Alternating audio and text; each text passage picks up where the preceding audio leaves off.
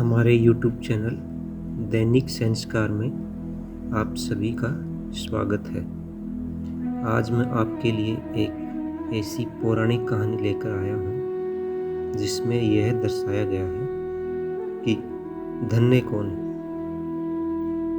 तो आइए कहानी की शुरुआत करते हैं और आशा करता हूँ कि आपको कहानी पसंद आएगी और आप लोग कमेंट करके ज़रूर बताइएगा कि कहानी आपको कैसी लगी। एक बार कुछ मुनियों में परस्पर इस विषय पर बड़ा विवाद हुआ कि समय का किया गया थोड़ा सा भी पुण्य अत्यधिक होता है तथा कौन उसका सुविधापूर्वक अनुष्ठान कर सकता है। अंत में वे इस संदेह के निवारण के लिए महामुनि व्यास जी के पास गए।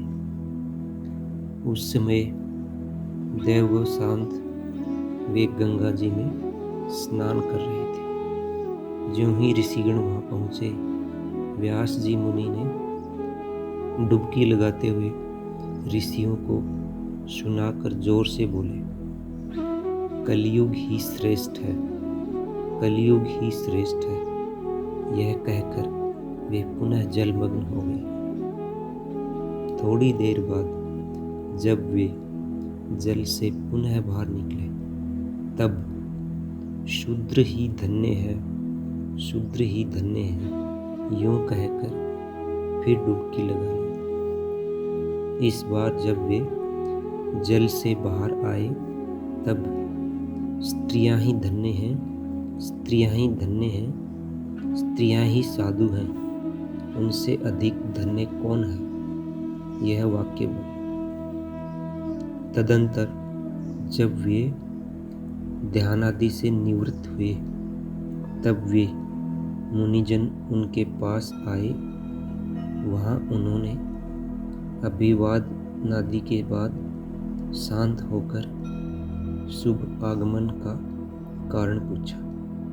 ऋषियों ने कहा, हमें आप पहले यह बताइए कि आपने जो कलयुग ही श्रेष्ठ है, शूद्र ही श्रेष्ठ धन्य है, स्त्रियां ही धन्य हैं, यह कहा, इसका आशय क्या है।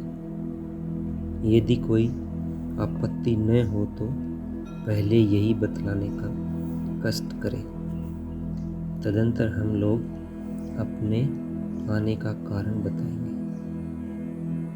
व्यास जी बोले, ऋषियों, जो फल सतयुग में 10 वर्ष तप, ब्रह्मचर्य और धर्माचरण करने से प्राप्त होता है, वही त्रेता युग में 1 वर्ष, द्वापर युग में 1 मास तथा कलयुग में केवल 1 दिन में प्राप्त होता है। इसी कारण मैंने कलयुग को श्रेष्ठ कहा है। जो फल सतयुग में योग, त्रेता युग में यज्ञ, द्वापर में पूजा करने से प्राप्त होता है, वही फल कलयुग में केशव का नाम कीर्तन करने मात्र से मिल जाता है। ऋषियों, कलयुग में अत्यल्प श्रम, अत्यल्प काल में अत्यधिक पुण्य की प्राप्ति हो जाती है। इसलिए मैंने कलयुग को श्रेष्ठ कहा है।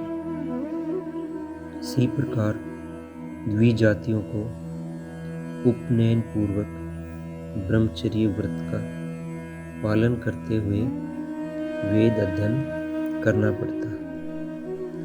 त्वत धर्मों के अनुष्ठान में बड़ा श्रम और शक्ति का व्यय होता है। इस प्रकार बड़े क्लेश से उन्हें पुण्यों की प्राप्ति होती है।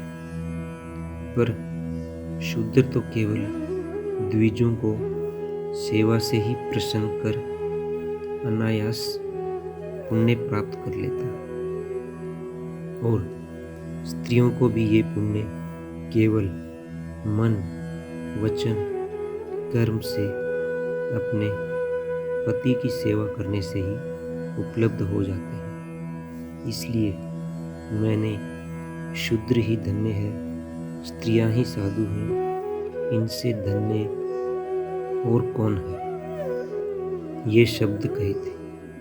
अब कृपया बतलाइए कि आपके आने का कौन सा शुभ कारण है।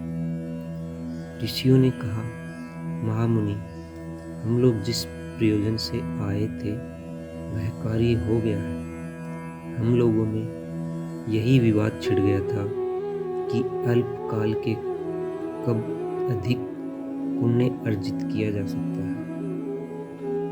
व्यासदेव ने कहा, ऋषियों, मैंने ध्यान से आपके आने की बात जान ली थी तथा आपके हृदयगत भावों को भी जान गया।